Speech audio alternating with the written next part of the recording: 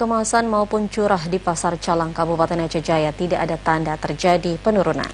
Bahkan sejak 2 bulan terakhir, harga minyak goreng curah yang dijual para pedagang mencapai 18.000 per kilogram dan ini lebih tinggi yang ditetapkan oleh pemerintah. Pemerintah resmi melarang ekspor CPO, sedih palm oil dan turunannya sejak 28 April lalu lewat Peraturan Menteri Perdagangan Permendag Nomor 22 Tahun 2022. Namun larangan tersebut tidak mempengaruhi harga minyak goreng yang dijual di pasaran, baik yang dijual di pasar tradisional maupun di pasar modern.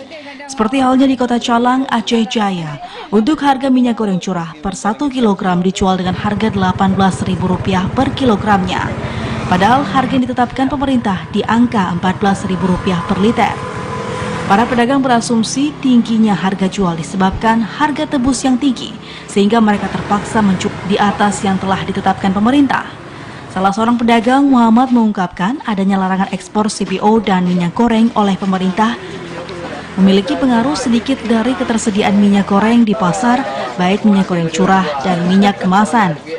Menurutnya, untuk ketersediaan minyak goreng harus dipasok dari luar sehingga harga jual lebih tinggi karena harga tebus yang mahal. Ada barang tapi maksudnya masih agak tinggi, soalnya ambil dari bandar, orang kena ongkos lagi, bukan dari langsung dari pemerintah subsidi sampai sini.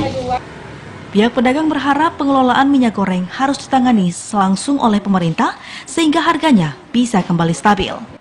Dari Aceh Jaya, Musliadi, TVRI.